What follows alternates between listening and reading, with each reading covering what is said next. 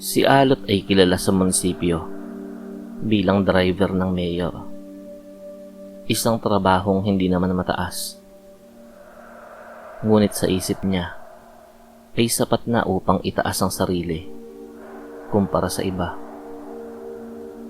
Tuwing umaga, bago pa man sumikat ang araw, naroon na siya sa garahe, pinupunasan ng itim na SUV na tila ba siya ang nagmamay-ari noon.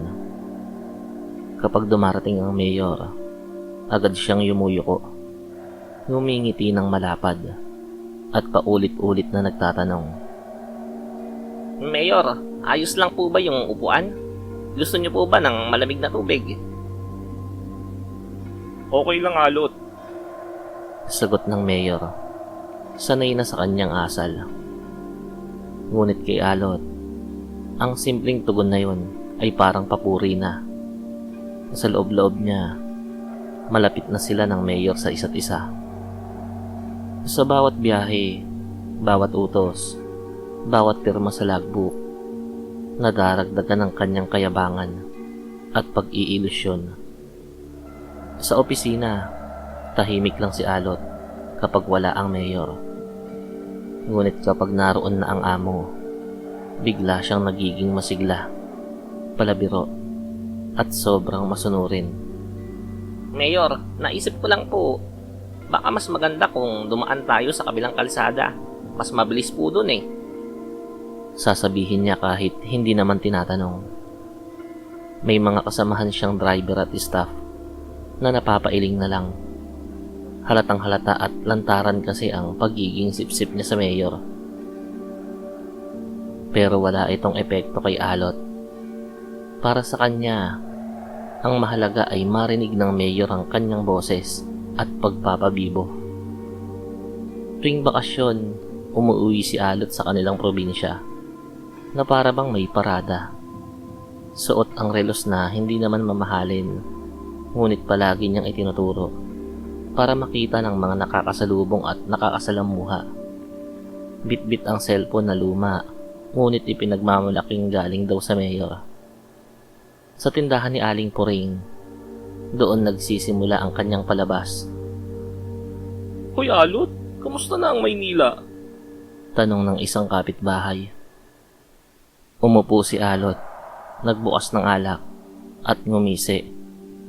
Eto, abala, hindi biro maging kanang kamay ng mayor eh.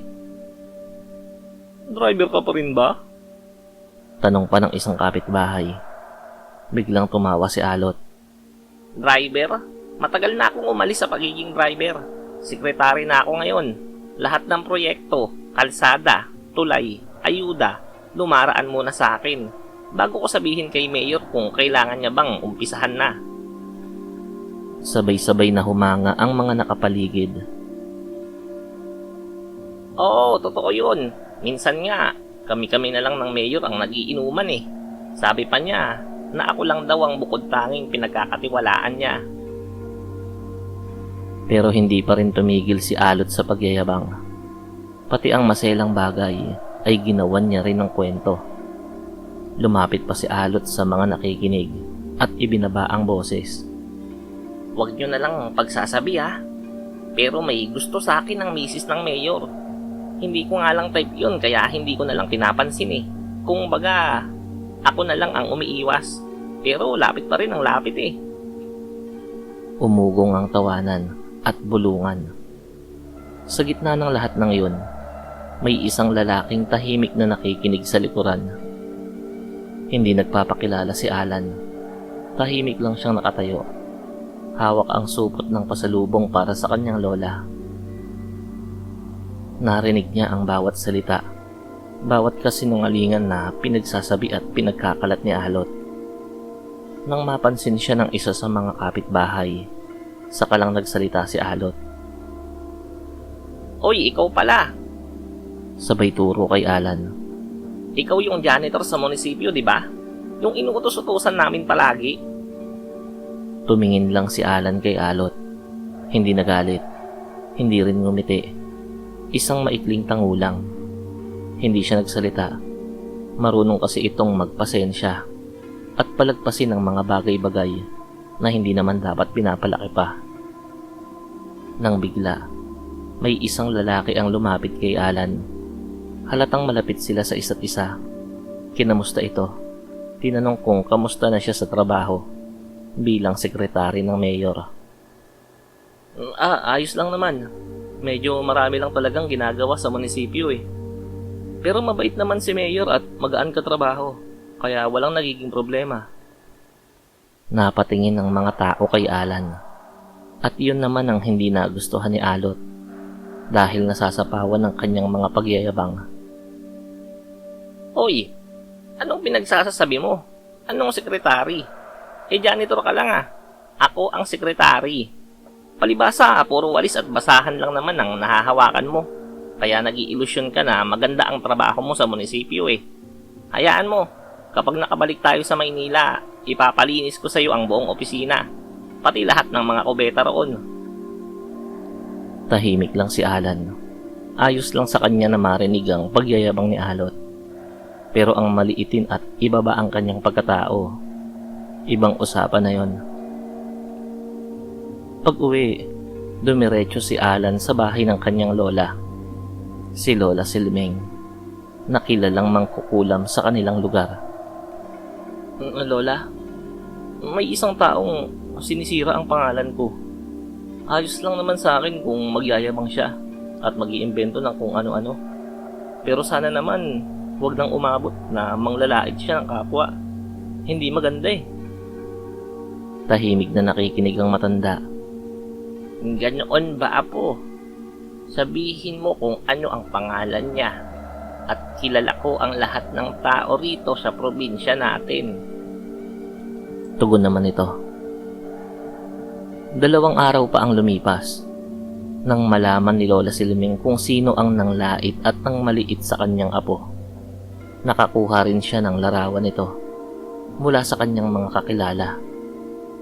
Gabi na nang simulan ni Lola Silming ang ritual.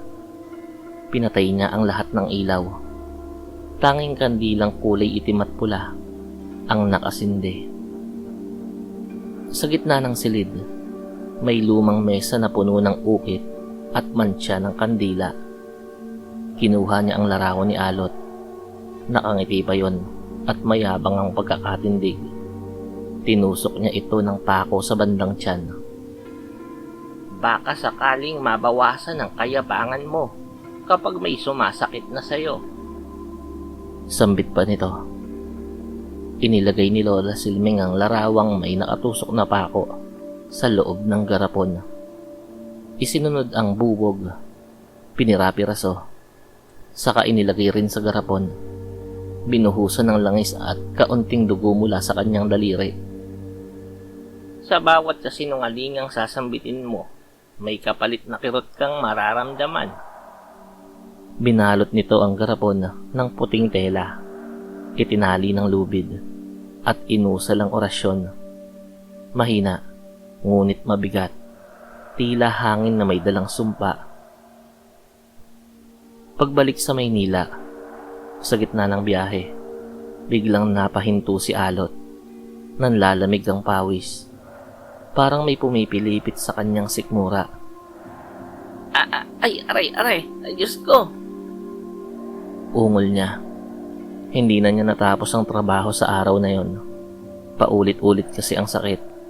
Tila may humihiwa sa loob ng kanyang tiyan. Ilang araw pang ganoon ang nangyari.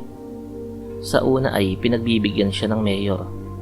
Pero nang araw-araw na siyang hindi nakakapagmaneho, ay ang mismong mayor na ang nagtanggal sa kanya, sa kanyang trabaho.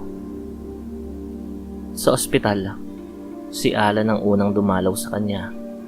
Tahimik siyang umupo sa gilid ng kama. Hindi mo kailangang magsalita. Basta ay magpagaling ka. Mahinang sabi nito. Tumalikod si Alot. Sa labas ng silid, nagbubulungan ng mga nurse at empleyado ng munisipyo. Yan ba yung nagyayabang na malapit daw sa mayor? Oo, natanggal na raw. Alam na ng mayor ang mga pagyayabang na kinukwento niya sa iba. Si Alan ay hindi nakisali sa mga usap-usapan. Tahimik siyang umalis. dala ang dignidad na hindi kailanman ipinagyabang. Sa munisipyo, mabilis kumalat ang balita. Ang dating mayabang na driver ay tinanggal na sa kanyang katungkulan. Ayon pa sa mayor, ay hindi na nito muling tatanggapin ng driver dahil idinamay nito ang kanyang asawa sa pagyayabang nito at paggawa ng mga kwento. Walang nagawa si Alot kundi ang bumalik sa probinsya. Hindi na rin naniniwala ang kanyang mga kalugar sa kanyang mga pagyayabang at pag-iimbento ng mga kwento. Binawi naman at tinanggal ni Lola Silmeng ang kulam, ngunit hindi na bumalik ang dating buhay ni Alot. Naiwan siyang mag-isa, hawak ang mga kasinungalingan na siya rin ang lumikha.